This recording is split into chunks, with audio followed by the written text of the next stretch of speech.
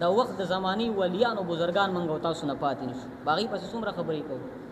دا حضرت شیخ صاحب رحمت الله علیه حضرت علامہ مولانا محمد ادریس رحمت الله علیه کله چې ژوند دیو د خلکو په څومره خبرې کولی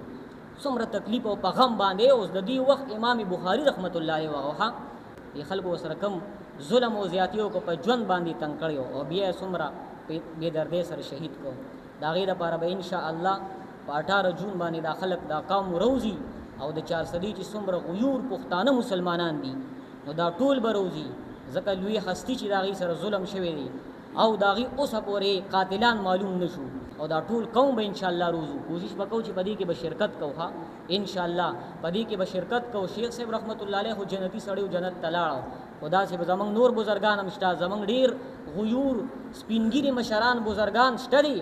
دا غي سره سبا دي دا کار کولی شي کومنګ او تاسو پدې خاموشیو کا نو سبب زمنګ نور ولیان او بزرگان سرداسي ظلم وکي نو لہذا د دې لپاره به ان شاء الله تیارې کو دعاګانې وکاو چې دغه احتجاج ډیر پرامن طریقې سره وشي چې د تکلیف مونږ رسي